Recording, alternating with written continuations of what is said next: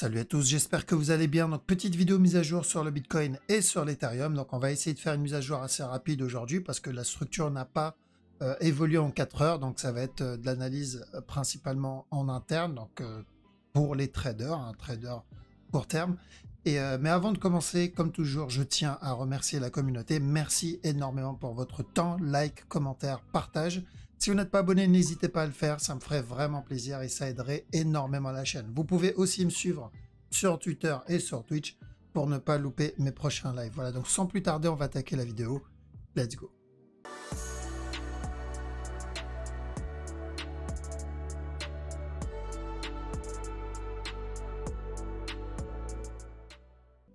Alors, donc le Bitcoin. Le Bitcoin, en ce qui concerne la structure 4 heures, ça n'a pas changé. C'est toujours la même chose. Donc, je vous ai déjà dit que ça va mettre du temps, d'accord? Parce que je reçois encore des messages à peine 2 jours après avoir posté une vidéo où on me demande si la structure 4 heures a changé. Non, ça n'a pas changé. Depuis 2 semaines, ça n'a pas changé. Et je pense que dans 2 semaines, on sera encore dans la même zone, d'accord?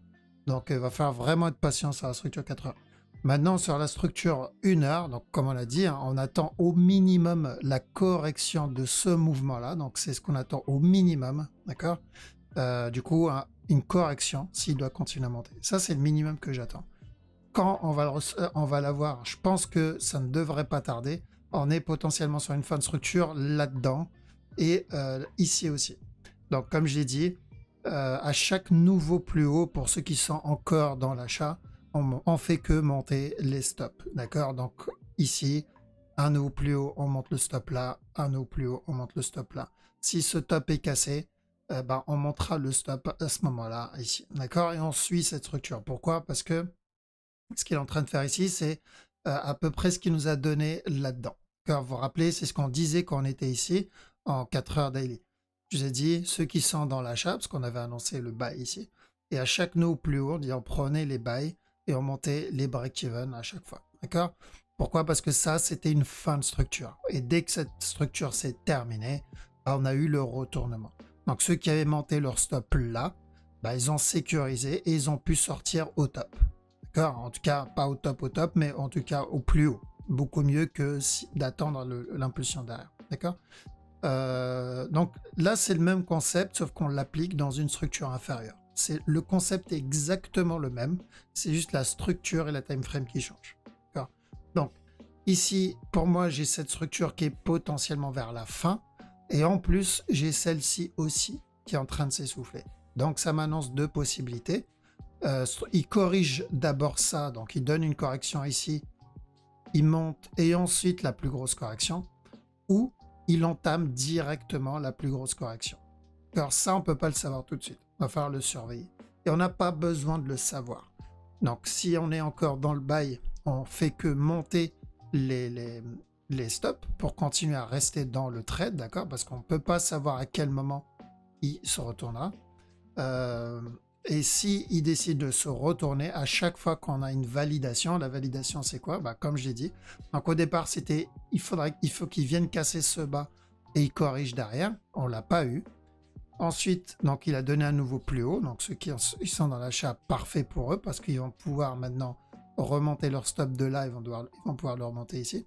Le point clé du coup c'est devenu ce bas là, donc à partir de là, pareil j'ai dit quoi? S'il vient casser ce bas là et il corrige, là, ça sera l'opportunité pour pouvoir rentrer dans le sell. Ok, c'est toujours pareil parce que ce top n'est toujours pas cassé pour le moment. Donc, tant que ce top n'est pas cassé, le point clé est toujours le même. Il est ici.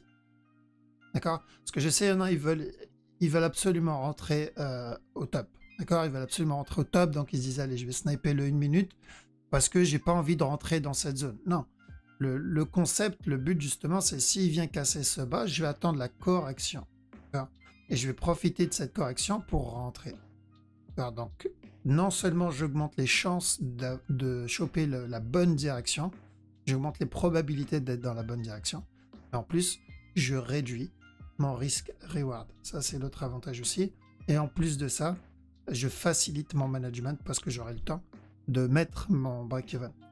Ça, c'est l'avantage. Par contre, rentrer au top ici, je réduis complètement les chances d'avoir le bon le bon point d'entrée. Alors là, c'est j'augmente mes risques en fait. Là, il y a plus de chances que je sors en négatif. Et j'ai très peu, voire pas du tout, de marge de manœuvre pour mon management. Voilà pourquoi c'est complètement stupide d'essayer de rentrer en 1 minute pour choper la structure 1 heure, voire 4 heures. Si tu rentres en 1 minute, c'est pour trade une structure 1 minute. Alors, il faut bien garder ça en tête. Donc là, on ne trade pas la structure 1 minute, on est en train de trade la structure 1 heure. Et la structure 1 heure, pour le moment, c'est toujours une tendance haussière. On a des hauts de plus en plus hauts. Et des bas de plus en plus hauts. Théorie de dos. Donc là, c'est la base. Et du coup, on ne vend pas dans une tendance haussière. Il faut que cette structure se termine. Donc, c'est ce qu'on va surveiller. 4 heures, comme j'ai dit, c'est la même analyse. Donc, là, en petite time frame, alors j'ai dit que la vidéo va pas être longue, mais comme d'habitude. Donc, ce top n'est pas cassé. On va voir si on est toujours dans cette structure corrective. Ce top, je l'ai vu, apparemment, il l'a cassé. Donc, si ça, c'est ma correction, ça, c'est un top. Attention, là, on pourra avoir un A. B ici, chuter pour donner un C et encore un autre plus haut. Alors voilà pourquoi, raison de plus pour que ce bas soit le point clé. Donc, parce que si c'est un running qui va nous donner, il viendra pas le casser, il nous donnera encore un nouveau plus haut. S'il le casse, j'attendrai juste la correction pour vendre. Donc attention au running. Tant que ce bas n'est pas cassé, d'accord? Faites attention, tant que ce bas n'est pas cassé, on peut avoir un running. Donc encore un nouveau plus haut. Mais à chaque nouveau plus haut, on prend les profits, on monte les break-even, d'accord? L'idéal, c'est prendre une partie et monter les break-even. Et on surveille le nouveau point clé. Donc, s'il donne ça et ça, le nouveau point clé, on le surveille. On mettra les break-even en dessous et on attendra, du coup, le retournement. Donc, cassure de ce bas, correction. Et c'est très simple. En soi, c'est pas compliqué. Ce qui est compliqué, souvent, c'est la patience. D'accord? On ne veut pas attendre. On veut sauter dedans et on finit par s'en mordre les doigts. Ethereum, même chose sur Ethereum. Donc, faire attention à ce qu'il va nous donner là-dedans. Parce que lui, il a cassé le top. Ok, il a cassé le top. Donc, est-ce que ça, c'est un top ou est-ce que ça fait partie d'une structure en interne? Je ne sais pas. Alors, là, j'en sais rien du tout. Je sais ce qu'il est en train de me faire sur la structure 4 heures. Ça, c'est pas un souci. On est sur potentiellement une fin de structure et à chaque nœud plus haut, je risque aussi cette correction. Donc, c'est ce que je vais surveiller sur l'Ethereum pour le moment. D'accord? Donc, moi qui suis dans l'Ethereum, pareil. Ok, je monte mes break-even. Donc là, il a cassé stop. Je peux mettre mon break-even ici parce que le top, il est cassé. Qu'est-ce qu'on a d'autre? ADA. ADA, pourquoi pas un petit régular là-dedans? D'accord? Donc, on va surveiller ce mouvement. Il est plutôt correctif. Ok? Donc, on peut revenir casser ce bas-là et terminer un potentiel régular. Donc, faites attention à un régular là-dedans.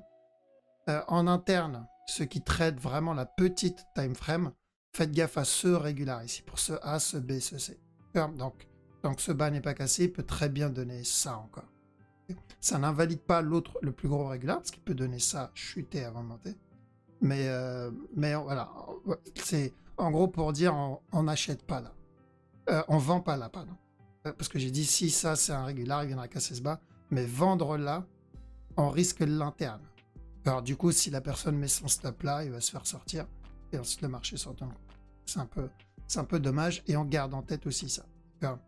Celui-là. Ça, si ce mouvement-là c'est mon A et que ça c'est mon B, bah on a potentiellement déjà obtenu le régular. D'accord? Donc, début de tendance. Donc, point clé pour de l'achat, c'est ce mouvement-là. Tant que ce bas n'est pas cassé, si vous avez des flags ici, ça se tente, mais vous devez faire attention à ce top. D'accord? Pourquoi je dois faire attention à ce top? Parce qu'à la cassure de stop, on peut être sur un régular pour un plus gros move. S'il casse, ça veut dire qu'on a validé celui-là. Donc ça, c'est vraiment du trading court terme, voire très court terme. Vraiment, c'est du 15 minutes, voire du 5 minutes. Maintenant, pour du 1 heure, ok? Pour du 1 heure, ça, ce n'est pas suffisant. Ce n'est pas suffisamment développé. J'ai besoin de ça en 1 heure, un flag 1 heure. Ça, c'est pas suffisant. Là, on est plus sur du 15 minutes ici. Donc, ceux que ça intéresse en 15 minutes, pourquoi pas. Alors, lui, on va attendre un running. Donc, ça, mon A, mon C ici. Tant que ce bas n'est pas cassé, on cherche encore un nouveau plus haut. Plutôt classique. Le dot, on en est où? Alors, on a déjà obtenu ça. On a dit de faire attention à ça. Parce que si ça, c'est mon A et ça, c'est mon C, ben, on peut avoir encore un spike et un up derrière. Parce qu'il y a toujours ce A là. Et il faudra donner un C à un moment ou à un autre. Donc, attention, si vous voyez un spike ici, même chose. Le point clé, il est là. Non pas celui-là, mais celui-là. Bien faire la différence sur la structure. Parce que si c'est le running qu'on cherche, le point clé, c'est celui-là. C'est ce bas-là qui ne doit pas casser. Et tant qu'on est au-dessus de ce bas, je prends les buy setup. Et à chaque nœud plus haut, on se protège comme toujours, hein, classique. Ici, on va attendre un running aussi. Si ça, c'est mon B, j'attends un C. Une fois le running terminé, continuation vers le haut. Point clé, celui-là. Donc, s'il casse ce bas, structure terminée, running invalide. C'est qu'on est en train de faire un retournement. SFP, idem. Même chose. Drop et ensuite continuation pour un running. Point clé, ce bas-là. Lit, est-ce qu'on a quelque chose? Idem. Pareil aussi. Donc, running et ensuite continuation vers le haut. Dernier plus bas ici, c'est là celui-là qu'on va surveiller pour l'invalidation du running. Alice, est-ce qu'il y a quelque chose sur Alice? Pas vraiment. Ce mouvement, pour moi, il est plutôt correctif. On a une impulsion là. Ça, c'est correctif. Donc, on pourra avoir encore un nouveau plus bas. Faire attention. On peut même venir casser celui-là, parce qu'on n'oublie pas. C'est ça à la base qu'on cherchait. 1, 2, et ensuite le 3. On a déjà fait presque la moitié du move. Donc, il n'est pas obligé de casser ce bas, mais déjà... Mais si c'est un running, il doit casser au moins celui-là. Et voilà. Je pense qu'on a fait le tour. Combien? 10 minutes la vidéo, un peu plus. Donc, je vous laisse ici. C'était juste pour que vous gardiez un œil sur la structure 1 heure, voire 15 minutes. D'accord? Et ne pas s'inquiéter pour la 4 heures parce qu'on est loin encore d'avoir suffisamment développé cette structure. Okay? On sait ce qu'il est en train de nous faire. On sait ce qu'on attend. Faut juste attendre. D'accord? On surveille la petite time frame. Donc, il n'y a pas de raison de couper son achat. On monte juste les break-even. Et on fait attention plus que d'habitude parce que oui, on se rapproche sur une fin de structure comme on a eu en daily. Et vous avez vu le résultat en daily. Les chances qu'on ait la même chose en 1 heure, c'est à peu près les mêmes. Okay? Voilà. Donc, passez une bonne soirée. Je vous dis à la prochaine.